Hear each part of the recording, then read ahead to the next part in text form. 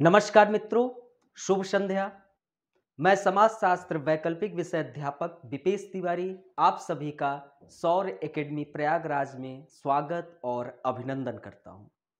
जैसा कि दोस्तों आप लोग देख सकते हैं, आप लोगों को दिख रहा होगा कि आज का जो विषय वस्तु है जिस पर आप लोगों से व्यापक स्तर पर हम चर्चा करने वाले हैं, तो वह है समाज शास्त्र पर महासेमिनार।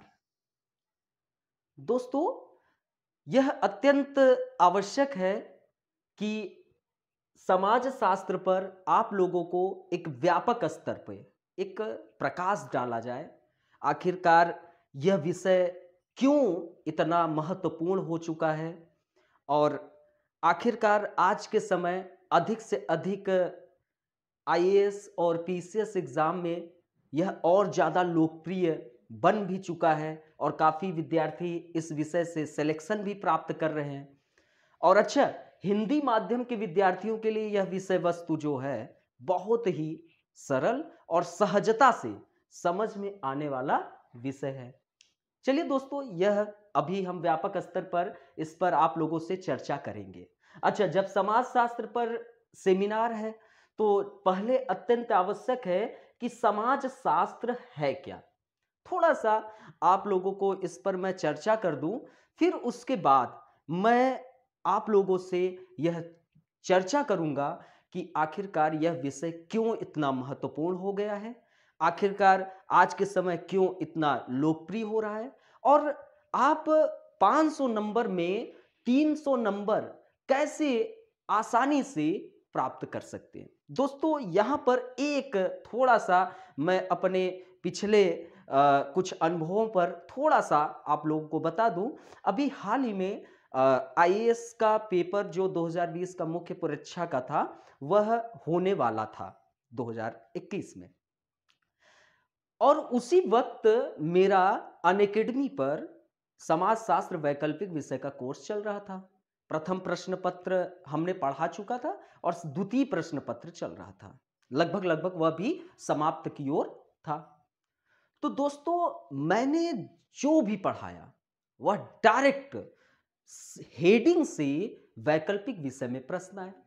अच्छा, यह भी आप लोगों को मैं बताऊंगा, आज जो भी है वह चर्चा भी होगा कि अकेले आप समाजशास्त्र विषय लेकर 500 नंबर अकेले नहीं प्राप्त कर रहे हैं, साथ ही साथ इस विषय का आपके सामान्य अध्ययन में भी बहुत बड़ा रोल है और निबंध में भी। और दोस्तों, यह मुझे बताते हुए बड़ा खुद हर्ष महसूस होता है कि हमने जो भी पढ़ाया वह सामान्य अध्ययन की जो प्रथम प्रश्न पत्र में एक आपका टॉपिक है इंडियन सोशियोलॉजी से ही सोशल इशू, वहां पर भी आया, सोशल जस्टिस में भी आया द्वितीय प्रश्न पत्र में, और इथिक्स में भी, नीति शास्त्र, और कुछ इकोनॉमी का भी सेक्शन यहां पे मिलता है पढ़ते वक्त, और इंटरनल सिक्योरिटी का भी पार्ट दोस्तों मिल जाता है।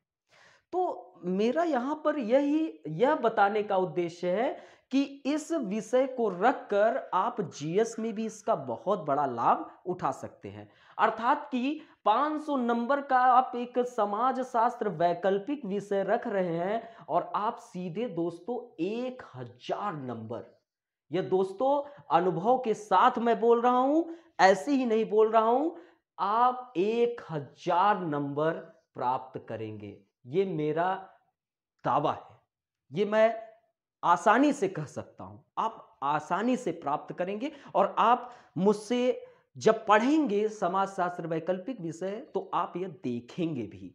ठीक है, चलिए, तो 500 नंबर आप समाजशास्त्र रखकर 1000 नंबर मैं पढ़ाऊंगा, तो आपको इतने नंबर जरूर आईएएस और पीसीएस दोनों जगह दूंगा।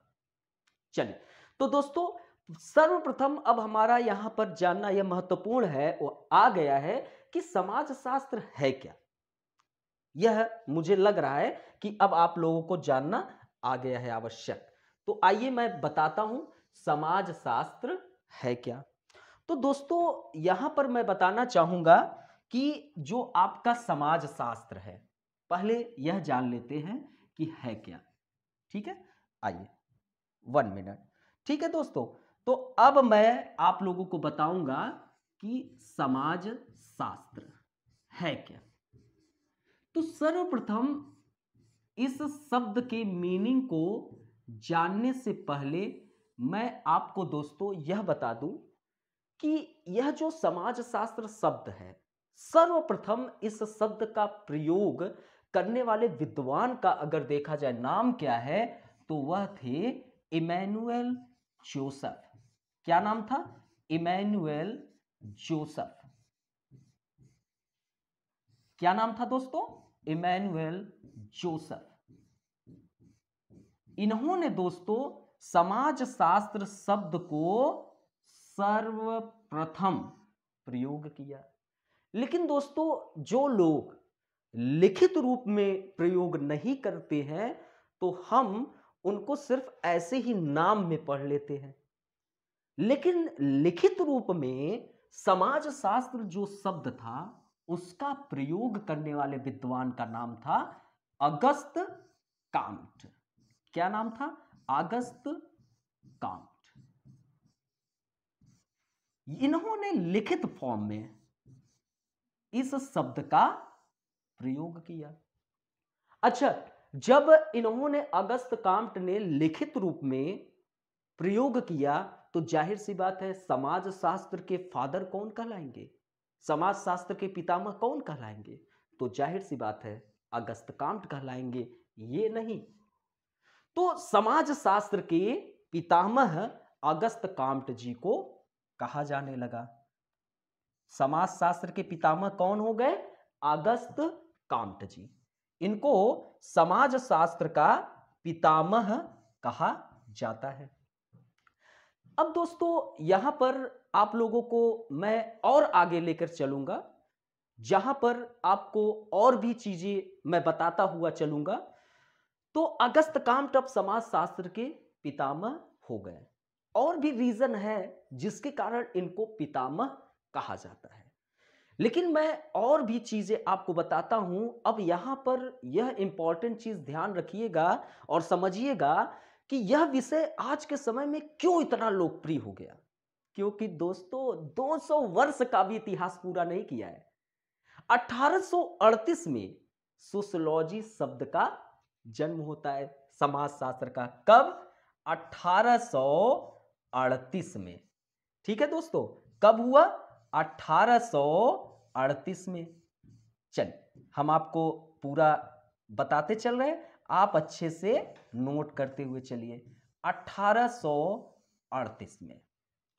अब यहां पर एक और चीज जानना अत्यंत आवश्यक है कि अगस्त काम्ट जो थे, सबसे पहले सोशियोलॉजी शब्द इन्होंने यूज नहीं किया था। सबसे पहले समाज शास्त्र के लिए इन्होंने सोशल फिजिक्स शब्द का प्रयोग किया था। कौन सा शब्द दोस्तों? सोशल फिजिक्स, अर्थात कि सामाजिक भौतिकी। कौन सा शब्द का यूज किया? सामाजिक भौतिकी।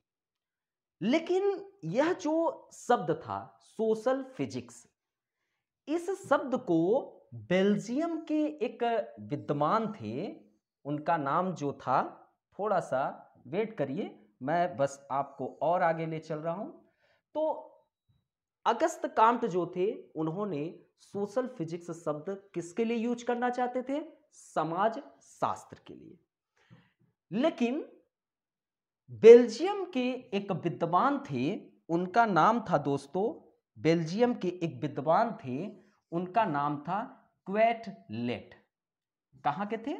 बेल्जियम के। बेल्जियम के एक विद्वान थे जिनका नाम था क्वेटलेट। उन्होंने सोशल फिजिक्स जो शब्द था, उसको 1835 में ही यूज कर लिया। इस कारण अगस्त काम्ट ने सोशल फिजिक्स शब्द को 1838 ईस्वी में सोशियोलॉजी में प्रतिस्थापित कर दिया। किसमें? सोशियोलॉजी में, समाजशास्त्र में प्रतिस्थापित कर दिया। तो दोस्तों इस कारण अगस्त काम्ट जी को समाज शास्त्र का पितामह कहा जाने लगा। अब दोस्तों यहां पर एक और चीज इंपॉर्टेंट है जिसको जान लिया जाए और समझ लिया जाए, फिर हम अपने चर्चा के क्रम को और आगे लेकर चलते हैं। अभी मैं सिर्फ बता रहा हूं कि समाज शास्त्र है क्या और उसको आप समझ जाएं। तो दोस्तों अब यहां पर आपको यह चीज पता चल गया, सोशियोलॉजी शब्द का जन्म जो है 1838 ईस्वी में हुआ।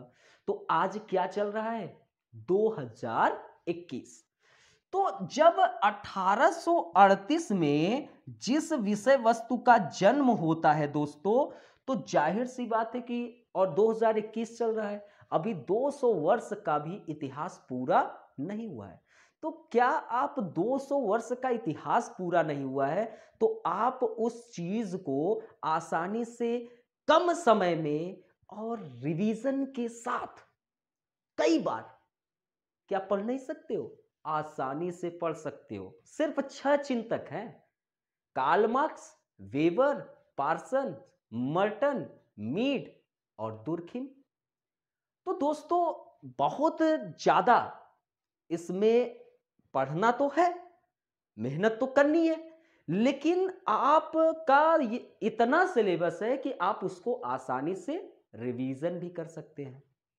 तो दोस्तों अब पहले यह जान लिया जाए कि सोशियोलॉजी जो शब्द है, आइए हम आपको बताते हैं कि जो सोशियोलॉजी शब्द है वह आपका 2 शब्दों से मिलके बना है। सोशियोलॉजी शब्द किन 2 शब्दों से मिलके बना है? तो 2 शब्दों से। सोशियोलॉजी 2 शब्दों से मिलकर बना है। एक दोस्तों आपका लैटिन शब्द सोशियस, लैटिन शब्द सोशियस, एक लैटिन शब्द सोशियस और एक यूनानी शब्द लोगस, और एक यूनानी शब्द किससे? लोगस। इन 2 शब्दों से मिलकर आपका बना हुआ है। जल्दी से सभी लोग नोट कर लीजिए, बहुत ही इंपॉर्टेंट है। तो आपका ये सोशियोलॉजी 2 शब्दों से मिलकर बना है। अब यहां पर यह जान लेते हैं कि सोशियस का अर्थ क्या है और लोगोस का अर्थ क्या है, और उससे हमको पता चल जाएगा कि समाज शास्त्र का डिफिनीशन क्या होगा। तो देखिए, तो सोशियस का अर्थ हुआ बंधुत्व, भाईचारा, संबंध। तो क्या भाईचारा, या हम इसे कह दे संबंध। ठीक है दोस्तों, तो क्या कह दे? संबंध। और लोगस का अर्थ हुआ अध्ययन। क्या हुआ? अध्ययन, अध्ययन। तो अब हम यह कह सकते हैं कि समाज शास्त्र 2 शब्द से मिलकर बना है, सोशस एंड लोगोस। सोशस का अर्थ है भाईचारा या संबंध, और लोगस का अर्थ है अध्ययन। तो भाईचारे का अध्ययन या संबंधों का अध्ययन या बंधुत्व का अध्ययन। अब यह हमको बताओ कि हम भारत में रह रहे हैं और हमारे अधिक से अधिक जो भी आईएएस और पीसीएस की तैयारी करने वाले विद्यार्थी होते हैं, वह आपके गांव से उनका कनेक्शन जरूर जुड़ा रहता है। और गांव में रहकर हम भाईचारे का अध्ययन न कर पाए तो जाहिर सी बात है, अब समझ जाइए। तो इसका मतलब कि हम जो है समाज शास्त्र के अंतर्गत भाईचारे का अध्ययन, संबंधों का अध्ययन देखते हैं। तो इसके आधार पर हम एक समाज शास्त्र का जो एक डिफिनीशन है उसको हम अगर कहा जाए, डिफिनीशन में आते हैं तो कहा जाए तो समाज शास्त्र एक व्यवस्थित विषय है जिसके अंतर्गत मानव समाज का अध्ययन किया जाता है। तो समाज शास्त्र, तो दोस्तों समाज शास्त्र एक व्यवस्थित विषय है। समाज शास्त्र क्या है? एक व्यवस्थित विषय है। क्या है समाज शास्त्र? एक व्यवस्थित विषय है। ठीक है दोस्तों, क्या है? व्यवस्थित विषय है। अब जब समाज शास्त्र एक व्यवस्थित विषय है तो इसके अंतर्गत किसका अध्ययन? मानव समाज का अध्ययन। मानव समाज का अध्ययन किया जाता है। मानव समाज का अध्ययन किया जाता है। तो दोस्तों समाज में कौन रहते हैं? मानव रहते हैं। तो समाज शास्त्र के अंतर्गत मानव समाज का अध्ययन किया जाता है। तो जाहिर सी बात है कि समाज, अब जैसे यूपीएससी ने 2018 में आप लोगों से प्रश्न पूछा, तो जैसे थर्ड जेंडर को लेकर आईपीसी की धारा 377 बड़े चर्चा में रहे, तो यूपीएससी ने आसानी से इस पर प्रश्न भी उठा लिया। तो ये जो आपके समलैंगिक लोग हैं, एलजीबीटीक्यूआई के जो भी मेंबर्स हैं, वो आपके कहाँ रहते हैं? थर्ड जेंडर आपके मानव समाज में ही तो रहते हैं। तो जाहिर सी बात है कि थर्ड जेंडर को क्यों इतना उपेक्षा में रखा गया, क्यों उनको अलग थलग रखा गया? तो जब उनको अलग थलग रखा गया तो इस पर काफी लोग संगठित होकर, ये थर्ड जेंडर के लोग आंदोलन किए और लड़ाई जीता भी। तो यूपीएससी के लिए भी वह विषय इंपॉर्टेंट हुआ और मानव समाज के लिए भी तो इंपॉर्टेंट हुआ। तो क्या हुआ? समाज शास्त्र के अंतर्गत आप क्या कर रहे हैं? मानव समाज का अध्ययन कर रहे हैं। इसको अगर हम दोस्तों अन्य शब्दों में कहें, अन्य शब्दों में आए, तो हम अन्य शब्दों में क्या कहेंगे कि यह लोगों के बीच के अंतः संबंधों का अध्ययन करता है। क्या करता है दोस्तों? यह मानव समाज में जो उपस्थित सदस्य है उनके बीच अंतः संबंधों का अध्ययन करता है। अब यह मान लो कि यह आपका क्या है? मानव समाज है। मैं एक मानव समाज को ले रहा हूं, तो ये आपका एक मानव समाज, ठीक है। अब कई मानव लोग रह रहे हैं, कई। अब हर एक मानव का अपने अपने अनुसार लोगों के बीच में एक अंतः संबंध होगा। हर लोगों का अपने अपने अनुसार एक अपना अंतः संबंध होगा। तो इसी आधार पर जो आपका समाज शास्त्र है वह मानव समाज के बीच अंतः संबंधों का अध्ययन करता है। चलिए, तो ये आपको मैंने एक समाज शास्त्र का मोटा मोटा डिफिनीशन बताया ताकि आप लोगों को पता चले कि जब हम समाज शास्त्र पर एक सेमिनार ले रहे हैं और हम पहले समाज शास्त्र का अगर परिभाषा न बताएं तो जाहिर सी बात है कि यह गलत होगा। तो मैं एक समाज शास्त्र का आपको मोटा मोटा डिफिनीशन बता दिया। अब आइए आपको लेकर चलते हैं अलग। यहां पर आप देख सकते हैं कि क्यों है सबसे लाभदायी अंकदायी वैकल्पिक विषय। तो हम आपको एक रणनीति बताएंगे कि कैसे करें यूपीएससी में 300 प्लस स्कोर। दोस्तों ये मैं अनअकैडमी पे जब पढ़ा रहा था तो उसका एक तस्वीर है। अच्छा, अभी मैं वर्तमान में हूं।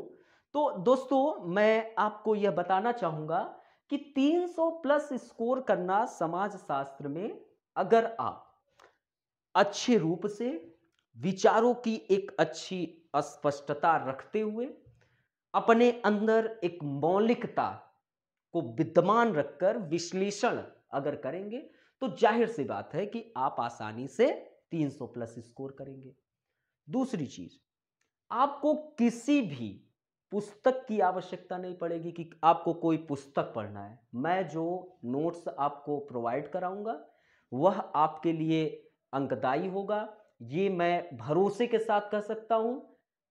और आप आसानी से मेरे नोट्स, मेरे क्लास लेक्चर को देखकर आप आसानी से नंबर उठा लेंगे, ये मुझे भरोसा है। बाकी आप जब हमसे जुड़ेंगे तो आपको भी भरोसा हो जाएगा।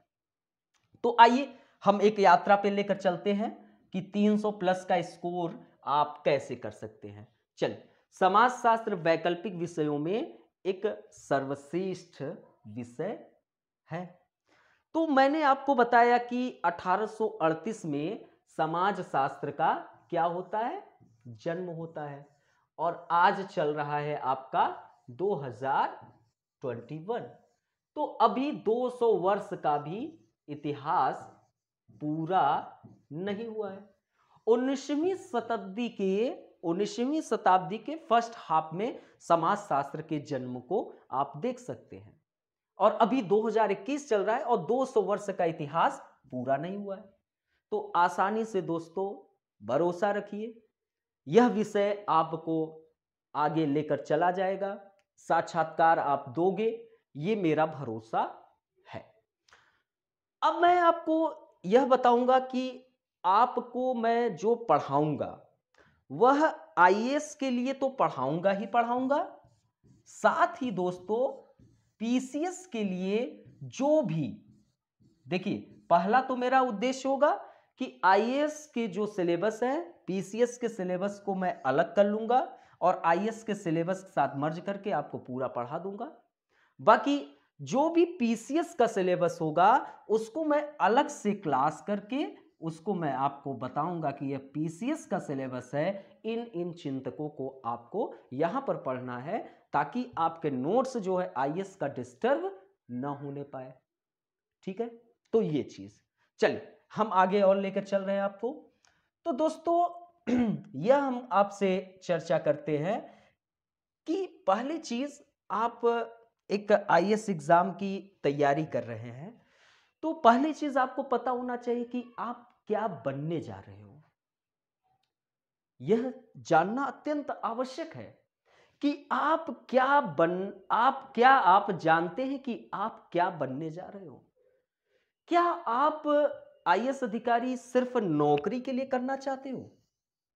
तो दोस्तों यह भूल जाइए कि यह कोई नौकरी नहीं है। आप कोई नौकरी प्राप्त करने के लिए आईएएस एग्जाम की तैयारी नहीं कर रहे हैं, ये आपका सामाजिक दायित्व होगा। यह जानना आपके लिए बहुत अत्यंत आवश्यक है, तभी आप समाजशास्त्र के मूल में जाएंगे। मैं आपको अब धीरे धीरे समाजशास्त्र के मूल पे लेके चल रहा हूं कि जब आप आईएएस एग्जाम की तैयारी कर रहे हो, अभी आपको मैंने समाजशास्त्र में क्या बताया कि यह मानव समाज का अध्ययन कर रहा है, बंधुत्व का अध्ययन कर रहा है, संबंधों का अध्ययन कर रहा है, भाईचारे का अध्ययन है, यह लोगों के बीच उपस्थित अंतः संबंधों का अध्ययन कर रहा है। तो आप आईएएस अधिकारी में क्या करोगे? यही चीज तो करोगे। अब देखिए, तो क्या आप जानते हैं कि आप क्या बनने जा रहे हो? तो दोस्तों पहली चीज भूल जाइए कि आप एक नौकरी नहीं करने जा रहे हो, आप एक बहुत बड़ा उत्तरदायित्व निभाने जा रहे हो। अर्थात कि यह एक जो आपका आईएएस एग्जाम है, यह आपका एक सामाजिक दायित्व है, यह एक आपकी सामाजिक पहचान है। जिस दिन आप अधिकारी बनते हो ना, अशोक चक्र लगेगा ना, आप एक सामान्य से विशिष्ट हो जाते हो, अलग हो जाते हो। आप देखोगे कि अभी तक आपकी पहचान क्या थी? कुछ नहीं था, लेकिन अब आपकी पहचान क्या हो गई है? अब आपके एक शब्द को लोग उसको, एक जैसे शीशा होता है ना, शीशे में आप चेहरा देखते हो ना, तो उस आईने की तरह आपको देखने लगेंगे। तो बहुत ही आपको शालीनता के साथ चलना पड़ेगा। अच्छा, यह चीज आप कहां अध्ययन कर रहे हो? समाजशास्त्र में ही तो अध्ययन कर रहे हो, वहीं पर स्टडी कर रहे हो। आपको साक्षात्कार में यही चीज आपको देखने को भी मिलेगा। तो समाजशास्त्र आपको कई जगह, जहां पर मैंने आपको बताया कि सामान्य अध्ययन में तो आपको हेल्प कर ही रहा है, निबंध में तो कर ही रहा है, साथ ही साथ साक्षात्कार में भी आपको व्यापक रूप में हेल्प करेगा। और दोस्तों यह एक भिन्न जीवन पद्धति है। बहुत यहां पर इंपॉर्टेंट चीज जानिए, अर्थात कि आप आईएएस एग्जाम के द्वारा शासन के स्वरूप से भी तो जुड़ रहे हो। यह नहीं कर रहा हूं कि शासन के स्वरूप से आप नहीं जुड़ रहे हो, सिर्फ समाज में जाओगे सोशल सर्विस करने, शासन के स्वरूप से भी जुड़ोगे और प्लस आपकी अलग रूप से जीवन पद्धति होगी। जो आप समाज में सेवा दे रहे हो, उन लोगों के बीच आपका क्या अंतः संबंध है, वह भी आपको देखना होगा। दोस्तों, एक घटना बता रहा हूं कि आपके जीवन पद्धति से संबंधित। अब मान लो कि आप एक जगह के अधिकारी हो। अब अधिकारी हो आप, और मान लो कि आपको आदेश दिया गया कि अधिकारी हैं आप, ठीक है? आप एक अधिकारी हैं और आपको एक आदेश मिला कि संबंधित क्षेत्र में जहां पर हैं आप, वहां पे एक स्कूल है, वहां पर एक स्कूल है और वह स्कूल जो है अवैध रूप से उसका निर्माण हुआ है और उस स्कूल को तोड़ने का आपको आदेश मिला। अब आप गए तो वहां पर देखा कि अधिक से अधिक स्टूडेंट यहां पर स्टडी कर रहे हैं, मतलब कई स्टूडेंट यहां पर पढ़ाई कर रहे हैं। अब आपने देखा कि अगर मैं स्कूल को तोड़ दूंगा तो जाहिर सी बात है कि इस स्कूल को तोड़ते ही यहाँ पे जो स्टडी करने वाले विद्यार्थी हैं, जो पढ़ाई कर रहे हैं, वो क्या हो जाएंगे? वो शिक्षा विहीन हो जाएंगे। तो अब आप अधिकारी के रूप में आप वहां पर इन चीजों को भी देखेंगे। शासन के स्वरूप से भी जुड़ना है क्योंकि आदेश मिला है तोड़ने का। तो आप क्या काम करेंगे? आप वहां पर यहाँ के जो स्कूल के अधिकारी होंगे, प्रबंधक होंगे, उनसे बात करेंगे और थोड़ा बहुत अपने बड़े ऑफिसर से बात करेंगे कि आप इन स्टूडेंट, वहां पर अधिक स्टूडेंट पढ़ाई कर रहे हैं, तो उनके लिए जो प्रबंधक है थोड़ा सा समय दीजिए ताकि दूसरा जगह अपना तलाश लें और फिर उसके बाद तोड़ने का आदेश कर दीजिए। तो ये क्या है? मध्यम मार्गी रास्ता। तो आपकी जीवन पद्धति दोस्तों कुछ इस अंदाज में हो जाएगी। तो पहली चीज तो आप नौकरी की तैयारी नहीं कर रहे हो, आप एक अपने सामाजिक दायित्व, सामाजिक पहचान और एक भिन्न जीवन पद्धति के लिए आप कार्य कर रहे हो। अब आगे आते हैं दोस्तों, आगे आपको लेकर चल रहे हैं यात्रा में। तो इसलिए यूपीएससी चाहता है एक सिविल सर्वेंट में। तो यूपीएससी एक सिविल सर्वेंट में क्या चाहता है, आइए देखते हैं क्या चाहता है। तो यूपीएससी जो आईएएस अधिकारी, आप जिस एग्जाम के लिए तैयारी कर रहे हैं, आपके अंदर चाहता है विचारों की अस्पष्टता हो। दोस्तों, बहुत ही बड़ी बात, क्या हो? विचारों की अस्पष्टता हो। जो भी आपके विचार हैं, अब मान लो कि कार्ल मार्क्स आप पढ़ रहे हो, कार्ल मार्क्स का ऐतिहासिक भौतिकवाद थ्योरी आपने पढ़ा, या आपने कार्ल मार्क्स को उत्पादन की विधा पढ़ा, आगे आपको पढ़ाएंगे पूरा। तो अब आप मान लो कि आपने पढ़ा, लेकिन आप उसके जो भी कार्ल मार्क्स करना चाहते हैं उसमें आप स्पष्ट नहीं हो पाए। तो जब अस्पष्ट नहीं हो पाओगे तो आप एग्जाम में प्रश्न पूछेगा तो आप क्या सही से लिख पाओगे? तो दोस्तों, विचारों की स्पष्टता बहुत अत्यंत आवश्यक है। अर्थात कि जो चीजें हैं, जिस चीज को आपने पढ़ा है, उसमें आप बिल्कुल कॉन्फिडेंस हो जाइए कि हाँ यही चीज है, और सही भी होना है, ये नहीं कि गलत रूप से कॉन्फिडेंस हो जाइए, सही रूप से कॉन्फिडेंस होइए और उसमें बिल्कुल स्पष्ट रहिए, जो भी कहिए बिल्कुल स्पष्ट रूप से। तो जाहिर सी बात है, यह विचारों की स्पष्टता हो गई। दोस्तों, विचारों की स्पष्टता के साथ साथ विश्लेषण करने की क्षमता होनी चाहिए। विश्लेषण करने की क्षमता होनी चाहिए और विचारों में मौलिकता अत्यंत आवश्यक है। अब यहां पे दोस्तों मैं आपसे एक घटना यहां पर चर्चा करना चाहूंगा। अब मान लो कि एक जज है, मान लो कि किसी हाई कोर्ट का एक जज है। अब मान लो कि वह जज साहब जो है अपने कॉलेज लाइफ में, जब वो अपने स्कूल या कॉलेज लाइफ में थे, तो उस लाइफ में जज साहब को प्रेम हुआ। अब जज साहब को प्रेम हुआ, अब मान लो कि जज साहब को प्रेम हुआ। भाई प्रेम तो लड़का लड़की के बीच में होता है। तो क्या हुआ कि जज साहब को प्रेम हो गया। अब क्या हुआ कि आगे चलकर लड़की ने बोला कि अभी जज साहब नहीं है, अभी जज साहब क्या है, एक सामान्य से व्यक्ति हैं। अब क्या हुआ कि लड़की ने कहा कि देखिए हमारे परिवार वाले इससे इसके खिलाफ है, तो हम अलग होना चाहते हैं। अब क्या हुआ कि अलग हो गए दोनों लोग। अब जज साहब जो हैं, अभी जज साहब नहीं है। अब क्या हुआ कि उनको लगा कि लड़की ने उनको धोखा दे दिया। अब क्या हुआ कि उनको लगा लड़की ने धोखा दे दिया। जज साहब जो है खूब पढ़ाई की और जज बन गए।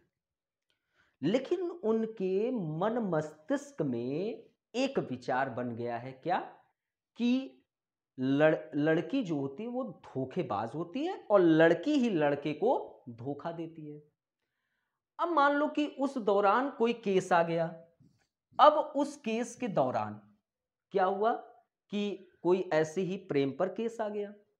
अब क्या हुआ कि वहां पर लड़का दोषी है, लड़की नहीं है, लेकिन जज साहब ने विचार में क्या कर लिए हैं, पूर्वाग्रही हो गए हैं कि लड़की धोखेबाज होती है। और उस पूर्वाग्रह के आधार पर उन्होंने लड़के को दोषी नहीं ठहराया, किसको ठहरा दिया, लड़की को। तो दोस्तों यह चीज समाजशास्त्र वस्तुनिष्ठ आधारित विषय है। यहां पर पूर्वाग्रह की जरूरत नहीं है, निष्पक्ष अध्ययन क्या होना चाहिए, बिल्कुल निष्पक्ष। यहां पर आप जब थिंकर को पढ़ेंगे ना, तो वहां पर आप देखेंगे कि कहीं कोई थिंकर अपने पृष्ठभूमि से जुड़कर किसी पूर्वाग्रह के आधार पर विचार तो नहीं बनाया, तभी तो आप उसकी आलोचना करोगे। तो यहां पर जज साहब वाला आपको नहीं बनाना है कि जज साहब के आधार पर कि लड़की ही हमेशा धोखेबाज होता है, लड़का नहीं।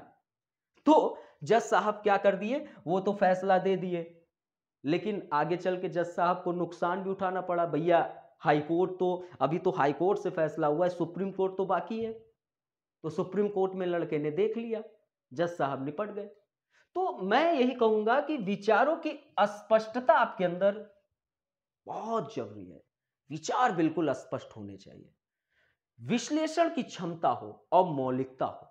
मौलिकता इस आधार पर नहीं, मौलिकता इस आधार पर नहीं कि किसी पूर्वाग्रह के आधार पर। अब दोस्तों समलैंगिक पर आपसे एग्जाम में प्रश्न पूछा, समलैंगिक पर प्रश्न पूछा। अब मान लो अभी दोस्तों मैं जब पढ़ा रहा था तो सेकंड पेपर समाजशास्त्र के फर्स्ट लेक्चर में ही मैंने महिलाओं के कुपोषण का चक्र पढ़ाया बड़ा ही डिटेल में, और यूपीएससी ने प्रश्न भी पूछा। अब महिलाओं के प्रति आपने मान लो कि कोई गलत दृष्टिकोण पाल के रखा है, तो जाहिर सी बात है कि आपके विचारों में मौलिकता नहीं है। बैलेंस होना चाहिए, आपके जो भी विचार हैं वो बिल्कुल बैलेंस होगा, मध्यम मार्गी होगा, तभी आप यूपीएससी के प्रश्नों को आसानी से सॉल्व कर सकते हो। तो समलैंगिक पर आपने क्या दृष्टिकोण बना के रखा है, उसको बिल्कुल खत्म करिए और एक मध्यम मार्ग पर चलना प्रारंभ करिए। यह वर्ग कई सालों से उपेक्षित वर्ग था, इसको अलग थलग रखा गया था। अब मान लो यूपीएससी आपसे प्रश्न पूछेगा तो आप डायरेक्ट इसका विरोध कर देंगे, तो विरोध कर देंगे तो आपके विचारों में मौलिकता नहीं रह गई और यूपीएससी आपको नंबर भी नहीं देगा। तो यह अत्यंत आवश्यक है दोस्तों कि आपके विचार तो स्पष्ट हो, विश्लेषण करने की क्षमता हो, प्लस विचार में आपके मौलिकता भी अत्यंत आवश्यक है। और दोस्तों सामाजिक घटनाओं एवं तथ्यों का ज्ञान होना चाहिए। अभी राष्ट्रीय शिक्षा नीति बड़ा चर्चा में था, कस्तूरी रंगन समिति की जो आई थी रिपोर्ट के आधार पर, तो अब चर्चा में था। समाजशास्त्र में प्रश्न पूछा भी द्वितीय प्रश्न पत्र में और साथ ही जीएस में भी। तो जब आप सामाजिक घटनाओं एवं तथ्यों का ज्ञान रखे रहेंगे तो जाहिर सी बात है प्रश्न आप सॉल्व करोगे ही करोगे। मैं जितना पढ़ाऊंगा वो तो आपके लिए इंपॉर्टेंट है, बस आप योजना और कुरुक्षेत्र एक्स्ट्रा में रखे रहिएगा। क्या, योजना और कुरुक्षेत्र। बस आप एक्स्ट्रा में योजना और कुरुक्षेत्र, ये दो चीज आप रखेंगे तो आपको कोई भी कुछ भी हिला नहीं सकता है। अब मैं ये योजना और कुरुक्षेत्र की किस लिए कहा, क्योंकि दोस्तों अब आपका मानसिक मजबूती आ जाता है। इन सब चीजों के बाद भी आपके अंदर मानसिक रूप से मजबूती होना अत्यंत आवश्यक है। अगर आप मानसिक रूप से मजबूत नहीं है तो आप इस एग्जाम को बिल्कुल भी क्वालिफाई नहीं कर सकते, क्योंकि सिलेबस ही इतना बड़ा है, कई विषय हैं। अब उन विषयों को बैलेंस करना आपके लिए इंपॉर्टेंट है और सभी को कम से कम 3-3 बार रिवीजन कर लेना है। तो दोस्तों, अभी यह समाजशास्त्र 2 वर्ष का इतिहास पूरा नहीं किया है। बहुत ही सीमित मात्रा में इनमें चिंतक हैं, और जब सीमित मात्रा में चिंतक हैं तो जाहिर सी बात है कि इस विषय को पढ़ने के बाद आप 2 से 3 बार आसानी से रिवीजन कर लेंगे। तो जाहिर सी बात है कि आप मानसिक मजबूती की स्थिति में आएंगे कि नहीं। और दूसरी चीज, एक ऐसा विषय जो कि आपके 500 नंबर पढ़ रहे हैं और 1000 नंबर का फायदा कर रहा है। सामान्य अध्ययन में आपको पूरा लाभ दे रहा है, प्लस निबंध में लाभ दे रहा है, साक्षात्कार में भी दे रहा है। तो दोस्तों, यह आपके लिए बहुत ही अत्यधिक रूप से मानसिक मजबूती का एग्जाम है। मानसिक रूप से इतना स्ट्रांग होना है कि तभी जाकर आप इस एग्जाम को क्वालिफाई कर सकते हैं। और दोस्तों, तत्काल सही निर्णय लेने की क्षमता, डिसीजन। आप अधिकारी बनने जा रहे हो, रात को 12 बजे सो रहे हो, अचानक फोन आता है कि सर आपके क्षेत्र में हिंदू और मुस्लिम में लड़ाई हो गई है। ऐसा लग रहा है कि जैसे तलवारें चलेंगी, ऐसा लग रहा है कि जैसे सर सभी के अलग हो जाएंगे। स्थिति कुछ बन रही है सर, थोड़ा जल्दी से बताएं। अब कहें कि थोड़ा यार सोने दो, थोड़ा वेट करो, और अभी बीवी जो है पिटाई भी करेगी, तो कल सुबह और तुम देख लो, मार पीट दो। तो दोस्तों, ऐसा आपको नहीं करना है। तत्काल सही निर्णय लीजिए कि नहीं, बिल्कुल भी नहीं। आप तुरंत वहां पर संबंधित क्षेत्र में जाएंगे, दोनों पक्षों की बातों को सुनेंगे। अब मान लो कि आप हिंदू हो, हिंदू डीएम हो, तो मुसलमानों की बातों को भी इग्नोर नहीं करोगे। एक बैलेंस का रास्ता लेकर दोनों पक्ष की बात सुनेंगे और सही रूप से उनको एक दूसरे को आश्वस्त भी करेंगे। तो ये चीज होना चाहिए, तत्काल सही निर्णय लेने की क्षमता और मेहनत करने का जुनून। डट जाइए, डट जाइए बिल्कुल, और इतना मेहनत करिए, इतना मेहनत करिए कि बस आपका लक्ष्य आपको मिल जाए। जैसे होता है ना, a become a goal and hit the goal. एक लक्ष्य जो बनाए हैं उसको अब हिट करने की बारी है। अब आप अगर एक दृढ़ निश्चय के साथ आईएएस एग्जाम के लिए लगे हैं तो समाजशास्त्र वैकल्पिक विषय से आप बहुत शानदार शुरुआत करेंगे, और मैं वादा करता हूं कि एक प्रश्न बाहर नहीं आएगा। आप आसानी से एक एक प्रश्न करेंगे। मैं पूरा का पूरा उत्तर लेखन आप लोगों से कराऊंगा भी, एक प्रश्न नहीं छोड़ूंगा, ये मेरा वादा है। तो दोस्तों, इन सब चीजों को आपके अंदर होना अत्यंत आवश्यक है। यह दोस्तों समाजशास्त्र के लिए मैं बता रहा हूं, और यह चीज आप अन्य विषयों पर भी लागू करिए। जीएस के जो पढ़ रहे हैं, विचार में अस्पष्टता, हर एक टॉपिक को एनालिसिस करिए, आपस में डिबेट करिए, अपने भाई से या बहन से, छोटे बच्चों से, जो भी हो, डिबेट करिए, ताकि आपके अंदर कुछ बोलने की कला डेवलप हो, विचार में मौलिकता हो, बैलेंस हो। किसी पूर्वाग्रह से ग्रसित होकर आप कोई भी चीजें बिल्कुल भी निर्णय मत लेना, क्योंकि पूर्वाग्रह विचार हमेशा नुकसानदेह होता है।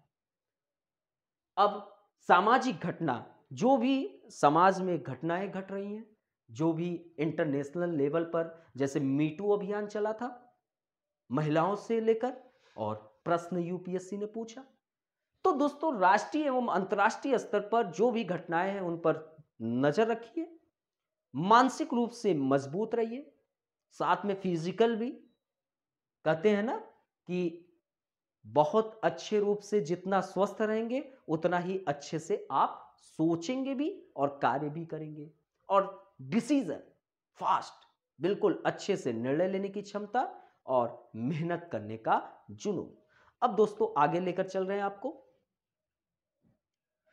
तो दोस्तों यहां पर बहुत ही थोड़ा से कम शब्दों में चर्चा कर लेते हैं।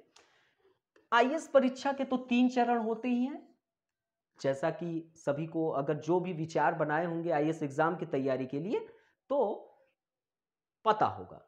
प्रारंभिक परीक्षा, जो कि यह सिर्फ दोस्तों एक छटनी एग्जाम है, यह मात्र एक छटनी एग्जाम होता है, जबकि इसी में लोग बहुत ज्यादा मेहनत भी करते हैं, लोगों का प्रीलिम्स ही नहीं निकलता है, लेकिन यह मात्र छटनी एग्जाम है और यूपीएससी यह चेक करता है कि क्या यह लड़का जो प्रीलिम्स में बैठा है यह मुख्य परीक्षा के प्रश्न को सॉल्व करने के लायक है कि नहीं। तो दोस्तों इस एग्जाम में क्या काम करेंगे, सभी लोग कुछ इसी अंदाज में बैठेंगे और इसमें से जो विशिष्ट होगा उसको उठाकर ला लेंगे कहां पर, मुख्य परीक्षा में, मेंस एग्जाम में। सब ऐसे लगे रहेंगे, जो विशिष्ट होगा उसी को ऐसे उठा के मुख्य परीक्षा के लिए बुला लेंगे। तो दोस्तों प्रारंभिक परीक्षा मात्र छटनी एग्जाम है, मुख्य परीक्षा की आप तैयारी करेंगे तो प्रारंभिक परीक्षा आसानी से आपका तैयार भी रहेगा। तो दोस्तों मुख्य परीक्षा में आपका यह एक रियल एग्जाम है, यही एक आपका सच्ची परीक्षा होती है। तो दोस्तों इसी सच्ची परीक्षा में ही तो आपका एक विषय होता है, वैकल्पिक विषय का चयन करना होता है। अगर आप वैकल्पिक विषय गलत रूप से कोई चुन लिया, जिसमें आपको समझ में न आ रहा हो, जिसको आप आसानी से अच्छे से समझ नहीं पा रहे हो, तो दोस्तों आप कभी भी एग्जाम नहीं निकाल पाओगे। अब आपने मान लो कि समाज शास्त्र को रखा, आप 2020 का जो यूपीएससी का मुख्य परीक्षा का एग्जाम था, आप उसको उठा के देख लीजिए। मैं नहीं कर रहा हूं, यूपीएससी का पेपर उठाइए, वहां से देखिए। आपका समाज शास्त्र पढ़कर एसे, जो भी 2 एसे थे, उन दोनों एसे को आप आसानी से कर लेते, सिर्फ समाज शास्त्र पढ़कर। समाज शास्त्र ही पढ़कर आप 4 से 5 प्रश्न सामान्य अध्ययन के प्रथम प्रश्न पत्र के, जो आपका 4 से 5 सोशल इशू से आता वो कर लेते, सोशल जस्टिस में गरीबी और भुखमरी से आया था वह भी कर लोगे आप, इथिक्स के भी आप काफी अच्छे से सॉल्व कर सकते हो, इकोनॉमी के भी कुछ सेक्शन जैसे भूमि सुधार, हरित क्रांति, इन सब टॉपिक से। तो दोस्तों इस सच्ची परीक्षा के लिए आपको वैकल्पिक विषय का चयन करना सबसे महत्वपूर्ण होता है। जितना अच्छे से आप वैकल्पिक विषय जितना अच्छे से रखेंगे, जितना आप उसको सहजता से समझ पाएंगे, आप उतना अच्छा इस परीक्षा में स्कोर करेंगे और आप साक्षात्कार के लिए बुलाए जाएंगे। और दूसरों तीसरा चरण होता है आपका,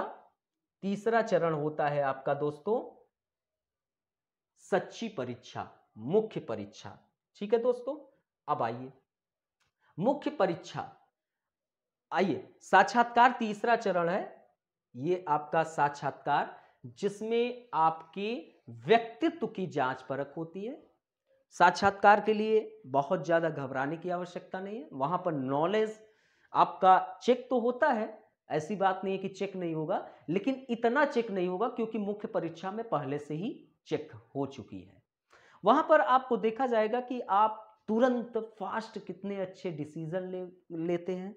आपको एक बड़ा अधिकारी का पद दे दिया जाएगा तो कहीं आप, भाई किसी को कहते हैं ना कि किसी को पावर दे दिया जाए तो पता चलता है कि आखिरकार वह व्यक्ति किस प्रकार का है। तो पता चला कि पावर दे दिया गया और समाज में पहुंचा और मारकाट करने लगा। भाई समाज में आपको एक सिस्टमेटिक रूप से भेजा गया है कार्य करने के लिए कि अच्छे से कार्य करिए, लोगों की परेशानी हल करिए, लेकिन पता चला कि आपको दे दिया जाए तो आप आतताई बन जाए, निरंकुश बन जाए।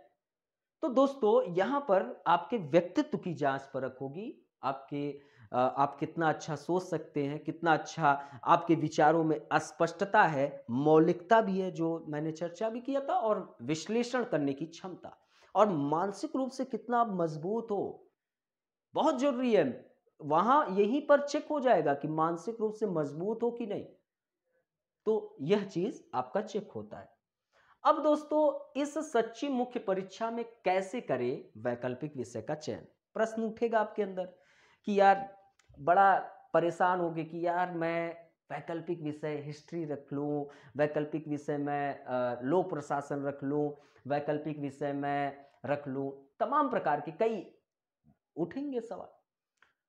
अब आपको कोई भी वैकल्पिक विषय का चयन करने के लिए अपने पृष्ठभूमि भी देखनी पड़ती है कि हमारी पृष्ठभूमि क्या है।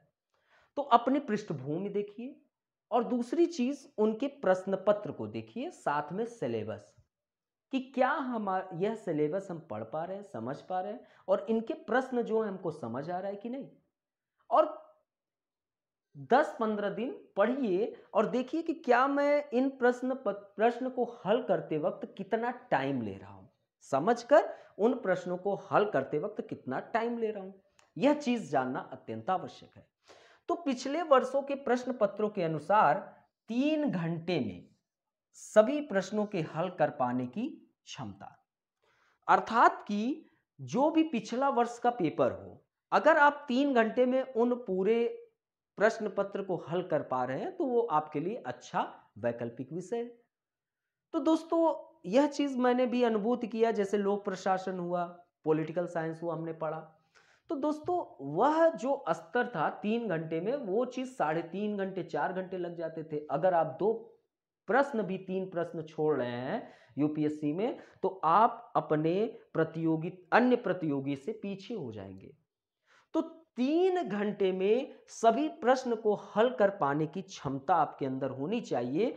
तब आप देखेंगे कि क्या है, तो कौन विषय है जिसको हम हल कर सकते हैं। तो मेरे अनुसार समाजशास्त्र एक ऐसा विषय है जिसको आप 3 घंटे में आसानी से हल कर सकते हैं, आसानी से, बल्कि आप 10 मिनट बचा भी लेंगे। और इसके प्रश्न जो हैं कुछ रिपीटेड भी होते हैं, ज्यादा से ज्यादा रिपीटेड होते हैं। प्रश्न पूछने के जो तरीके हैं, बहुत कठिन हिंदी के शब्दावली प्रयोग नहीं होते हैं कि आपको परेशान करने वाले शब्द यूज होंगे, तो आसानी से आप कर लेंगे।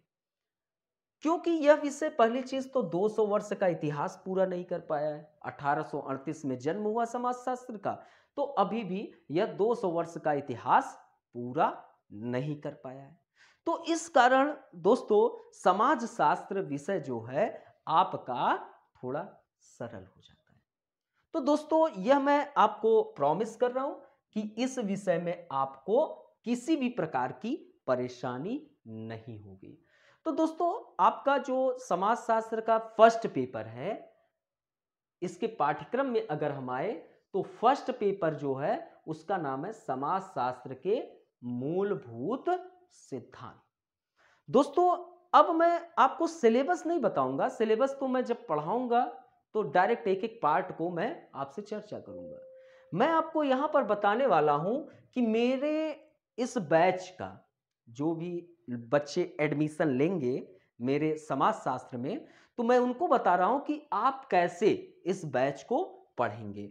तो दोस्तों, जब आपको मैं बता रहा हूं सिलेबस में, तो दोस्तों सबसे पहले मैं यूनिट फर्स्ट समाजशास्त्र की विद्या शाखा को पढ़ाऊंगा।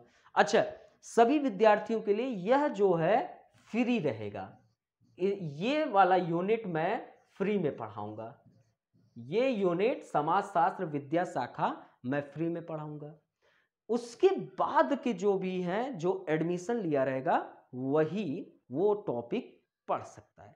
बाकी गुणवत्ता की पहचान आप हमारा यहां पर कर सकते हैं कि क्या क्वालिटी है, क्या लेक्चर गुणवत्तापूर्ण है।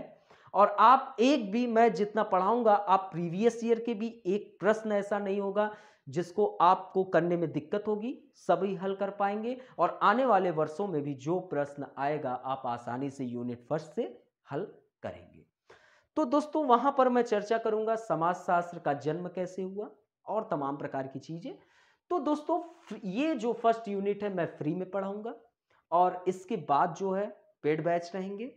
और दोस्तों, फिर ये यूनिट फर्स्ट पढ़ाने के बाद मैं चिंतक में आऊंगा, आपको चिंतक पढ़ाऊंगा। क्योंकि दोस्तों, इन दोनों यूनिट का जो तार है उस यहां पर चिंतक पढ़ने के बाद आसानी से समझ में आएगा। तो मैं आपको यूनिट फर्स्ट के बाद डायरेक्ट यूनिट फोर्थ चिंतक में लेकर चलूंगा। यह एक लंबा यात्रा होगा। यहां पर आप कुल मिलाकर 6 थिंकर को पढ़ेंगे। कार्ल मार्क्स बहुत इंपॉर्टेंट, लगातार 1 या 2 प्रश्न आते हैं। अब समझ लीजिए कि दोस्तों वैकल्पिक विषय में क्वेश्चन नंबर 1 और क्वेश्चन नंबर 6, क्वेश्चन नंबर 1 और क्वेश्चन नंबर आपके 6, question number 5, question number 1 compulsory होता है और क्वेश्चन नंबर 5 आपका क्या है, दोनों क्वेश्चन कंपलसरी होता है हल करना। अब दोस्तों अगर ये दो क्वेश्चन 1 और क्वेश्चन 5 दोनों पेपर में अगर हल नहीं कर पा रहे हो तो आपका कॉपी ही चेक नहीं होगा। तो दोस्तों मैं जो पढ़ाऊंगा आपका question number 1, question number 5 notes से ही रहेंगे। बाकी दोस्तों 8 प्रश्न रहते हैं, 2 प्रश्न आपका हो गया, 3 प्रश्न आपको किसी भी यूनिट से कर लेना है। तो दोस्तों आसानी से आप 5 प्रश्न हल कर लोगे। ये मैं दावे के साथ कर रहा हूं कि वह तीनों प्रश्न आपका पूरा पेपर में मौजूद रहेगा जो मैं पढ़ाया रहूंगा। तो आपको एक कार्ल मार्क्स थिंकर पढ़ना है, दूसरे थिंकर दुर्खिम को पढ़ना है, तीसरे थिंकर मैक्स वेबर को पढ़ना है। यहां पर बड़ा अच्छे से चर्चा होगी। दुर्खिम का आत्महत्या सिद्धांत बड़ा इंपॉर्टेंट है, चर्चा होगी। मैक्स वेबर अधिकारी तंत्र, ब्यूरोक्रेट थ्योरी, और भी चीजें हैं, चर्चा होगी। हर्बर्ट स्पेंसर, मीड, मर्टन, एक थिंकर यहां पर लिखे नहीं गए हैं, पार्सन्स। तो पार्सन्स भी आपको मैं पढ़ाऊंगा। तो दोस्तों ये 6 थिंकर आपको पढ़ने हैं। फिर इस यात्रा में यूनिट फर्स्ट खत्म कर दिए, ये तो फ्री ही रहेगा। यूनिट फोर्थ खत्म करूंगा, फिर यूनिट यूनिट सेकेंड और यूनिट थर्ड आपको पढ़ाऊंगा। फिर दोस्तों आपको मैं आगे चलकर फिर यहां पर दोस्तों स्तरीकरण एवं गतिशीलता, ये क्रम से ही चलेगा।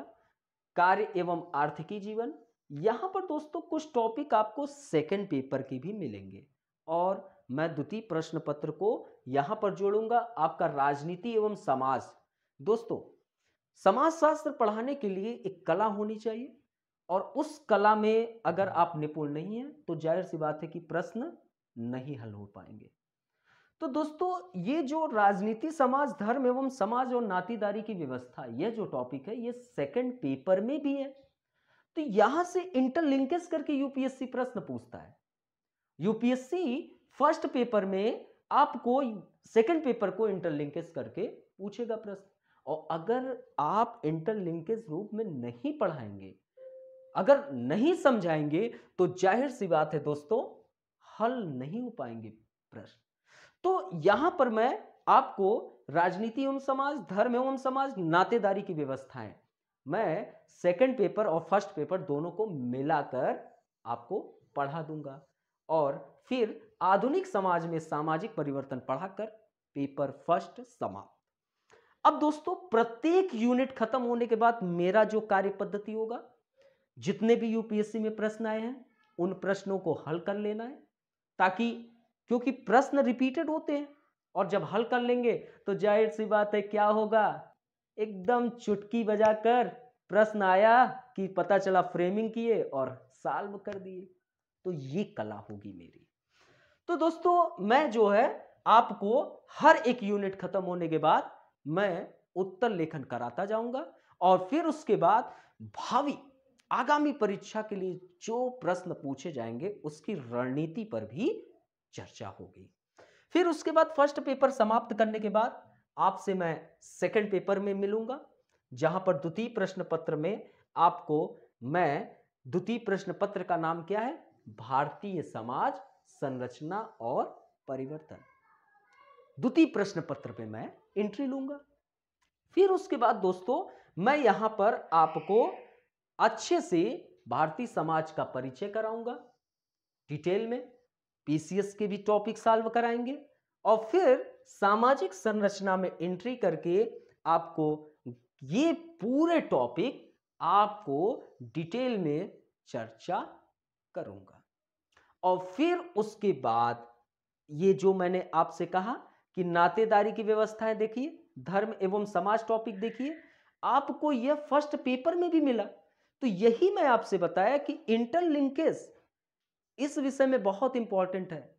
प्रथम प्रश्न पत्र में हमने आपसे यह बताया कि जब तक आप इन दोनों टॉपिक को इंटरलिंकेज फर्स्ट और सेकंड को नहीं पढ़ेंगे तो जाहिर सी बात है कि प्रश्न को सॉल्व नहीं कर पाएंगे।